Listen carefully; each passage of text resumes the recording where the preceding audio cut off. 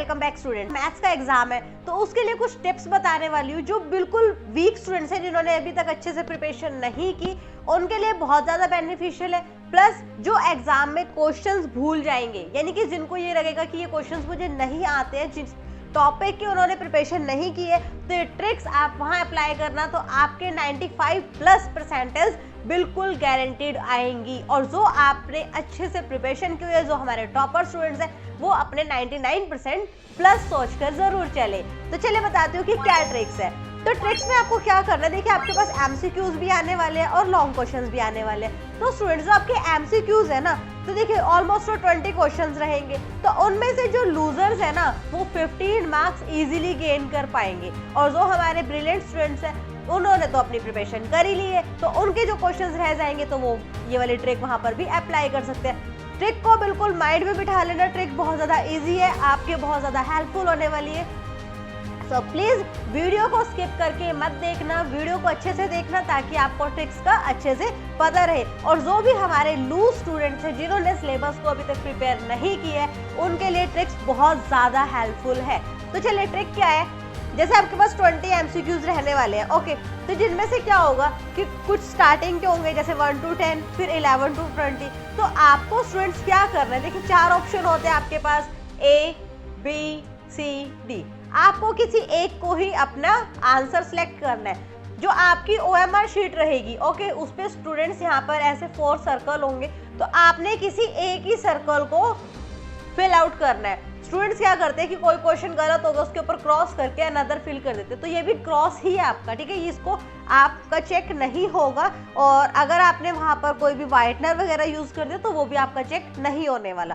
तो आपने स्टूडेंट सिर्फ एक ही सर्कल को फिल करना है। और वो क्या ट्रिक अप्लाई करनी है, जो 1 to 10 क्वेश्चन होंगे उनके अंदर आपने ए और बी, सिर्फ इन्हीं 2 ऑप्शंस को फिल आउट करना है। ओके, कहीं पर ए फिल कर देना, कहीं पर बी को फिल कर देना।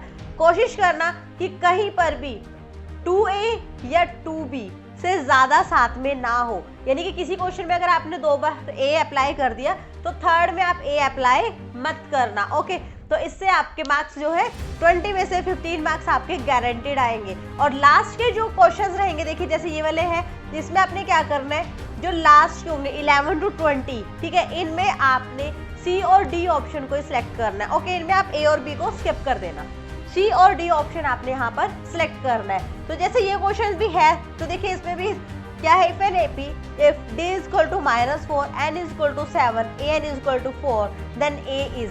तो देखिए इसका अगर आप सॉल्व करते हो an के फॉर्मूला को अप्लाई करके, an is equal to a plus n minus 1 into d।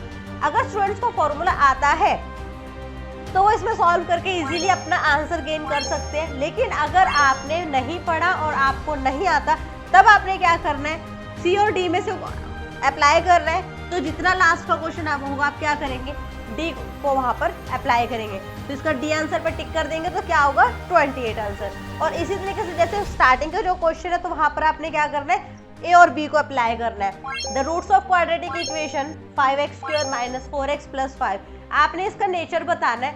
वैसे तो अगर स्टूडेंट्स ने पढ़ लिया है, तो मैंने आपको वीडियो दी थी जिसके अंदर फुल सिलेबस की रिवीजन करवाई थी, वहां पर बताया था डिस्क्रिमिनेंट d ग्रेटर देन 0 होगा तो क्या करना है, इक्वल टू 0 होगा तो क्या करना है, लेस देन 0 हो तो क्या करना है। तो जब आपका लेस देन 0 हो जाएगा, मीन्स वो नेगेटिव होगा, तो वहां पर रूट्स अप्लाई नहीं होते, तो क्या हो जाएगा, not real.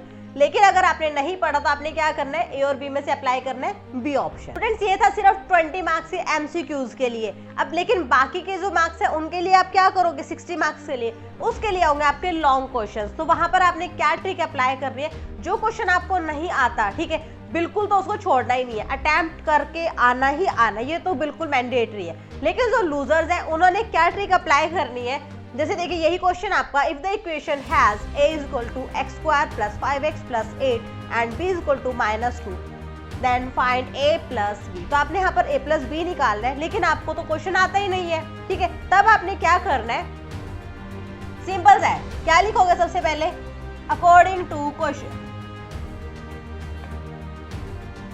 According to question. देखिए आपने कुछ इसी तरीके से, लेकिन हैंड राइटिंग का खास ख्याल रखना, एग्जामिनर्स के पास चेक करने के लिए बहुत ज़्यादा टाइम नहीं होता, 20 मिनट से आपकी शीट चेक करने के लिए, इसलिए हैंड राइटिंग बिल्कुल सुंदर लिखना। और स्टूडेंट्स पता है क्या करते हैं, स्टार्टिंग में हैंड राइटिंग इतनी सुंदर लिखेंगे बिल्कुल मोतियों की तरह चमका के, और लास्ट में चाइनीज लिखना स्टार्ट कर देंगे। तो प्लीज़ ऐसा भी मत करना, पूरे एग्जाम के दौरान अपनी एक ही जैसी हैंड राइटिंग रखना, स्टार्टिंग से अपनी स्पीड को मेंटेन करना। तो आपने क्या करना है, अकॉर्डिंग टू क्वेश्चन गिवन, ठीक है जी।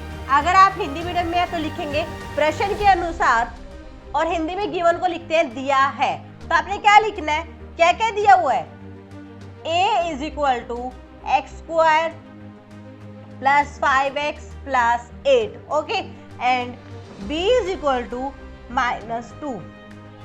अब आपको फाइंड क्या करना, लिखा है ना a प्लस b, तो लिख दीजिए टू फाइंड। फिर स्टूडेंट्स आप हिंदी में लिख दीजिएगा यहाँ पर ज्ञात करना, ठीक है जी। क्या ज्ञात करना है तो वो लिख देना, क्या लिखना है, a प्लस b।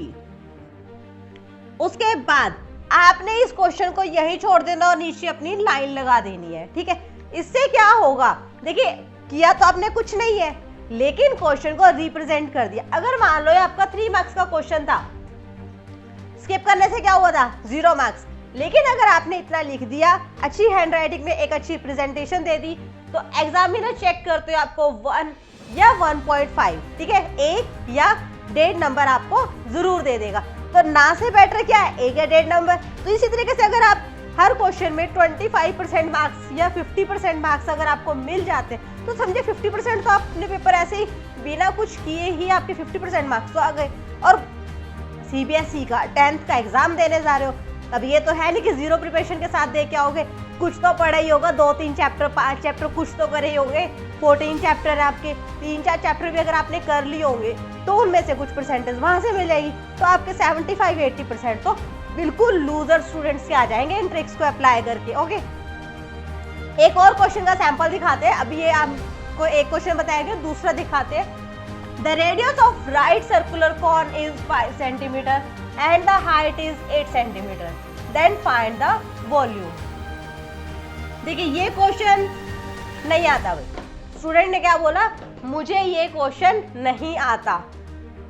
नहीं आता ना, 0 नहीं करना, अटेम्प्ट करके जाना है। कैसे, सबसे पहले लिखो अकॉर्डिंग टू क्वेश्चन, या फिर हिंदी में क्या लिखोगे, प्रश्न के अनुसार। चलिए मैं हिंदी में भी लिख देती हूँ।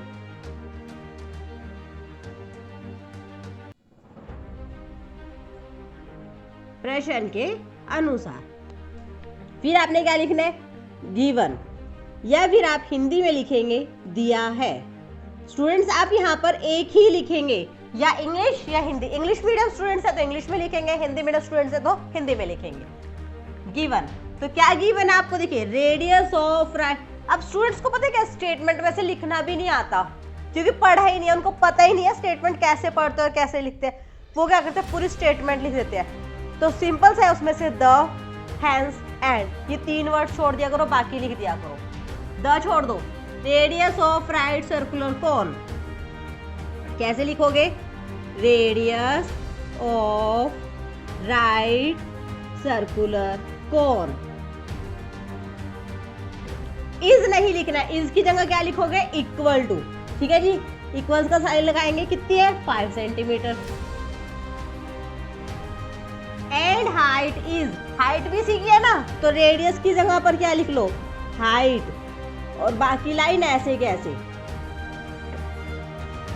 अब स्टूडेंट यहाँ पर एक और मिस्टेक करते हैं, वो क्या करते हैं, इन्वर्टेड कॉमास लगा देते हैं भाई, ऊपर वाली सेम लाइन नीचे। चेकर भी बोलता है ऊपर वाले सेम मार्क्स नीचे, नहीं बोलता ना, तो आप क्यों बोलते हो, आप क्यों ऐसे लिखते हो। आपने भी पूरी लाइन को लिखना है, ओके, आपने इस तरीके से नहीं लिखना है। सर्कुलर कोन, इक्वल्स का साइन लगा दिया, इस की बजाय क्या लगा, इक्वल्स, क्या था 8 सेंटीमीटर, लिख दो जी 8 centimetre. Then find the volume. अब आपको क्या फाइंड करना है, वॉल्यूम। तो यहां पर लिखो टू फाइंड, क्या निकालना है, हाइट की बजाय क्या लिख दोगे आप, volume of right circular cone. ठीक है जी। अगर लिखना चाहो तो इक्वल टू में लिख दो v, वॉल्यूम है v से डिनोट करते लिख दो v। इतना कर दिया ना। अब जो सबसे मेन काम है, जिसके बिना मार्क्स नहीं मिलते, चाहे फिर वो टॉपर हो चाहे लूजर, डायग्राम। इसका एक आपने फिगर जरूर बनाना, एक डायग्राम जरूर बनाना। जितने भी क्वेश्चन आपके इस तरीके के आते हैं, ठीक है, आपने उनमें डायग्राम जरूर बनाना। आपने डायग्राम बनाने कैसे बनाओगे? Radius of right circular cone, ठीक है जी। राइट सर्कुलर कोन है ना, ये होगा ये कोन, ठीक है। कैसी होती है? बर्थडे कैप की जैसी, सर्कुलर नीचे से होती है। राइट का मतलब क्या है? उसकी कुछ हाइट भी है, ठीक है। ये जो नीचे होता है सर्कल होता है पूरा, ठीक है जी। जब आप कैप सिर पे रखते हो तो बिल्कुल सर्कल की शेप बनती है ना, आपके सिर की जो हेड की शेप, वो कैसी? सर्कुलर सर्कल होगी तो एक रेडियस भी होगी, देखो दिया भी है। Radius of right circular cone, ये रेडियस हो गई, कितनी है? 5 सेंटीमीटर। हाइट इज 8 सेंटीमीटर, यहाँ से यहाँ तक, या फिर लगा लीजिए कि यहाँ से यहाँ तक क्या है आपकी height? h is equal to 8 centimetre, radius r is equal to 5 centimetre. क्या निकालना है? वॉल्यूम, वो आपने यहाँ लिख दिया। तो स्टूडेंट्स, अगर आप इतना लिख के और ये डायग्राम भी बना देते हो ना, 5 मार्क्स का क्वेश्चन था, तो टीचर उसमें से आपको 2 या 3 मार्क्स हो ना बिना सॉल्व करे दे देगा। सिर्फ और सिर्फ कंडीशन क्या है स्टूडेंट्स? हैंड राइटिंग अच्छी होनी चाहिए, और बिल्कुल ऐसे खिचमिच बना के नहीं लिखना, ठूस ठूस के नहीं लिखना। प्रॉपर एक एक लाइन में एक एक लाइन लिखो। कोशिश करो गिवन के बाद एक लाइन छोड़ दो, 2 लाइनों में लिखो, एक लाइन छोड़ दो। टू फाइंड लिखो, नीचे वॉल्यूम लिखो, एक लाइन छोड़ दो, डायग्राम बना दो। 2 या 3 नंबर तो आपको 5 में से ऐसे ही मिल गए, तो हो गया आपका पेपर पास, ठीक है। ये थी उनके लिए जो बिल्कुल हमारे लूजर स्टूडेंट्स है, जिन्होंने अभी तक भी स्टडी नहीं की है। तो प्लीज इन ट्रिक्स को अप्लाई करना और अपने अच्छे मार्क्स लेके आना। All the best for your maths exam. और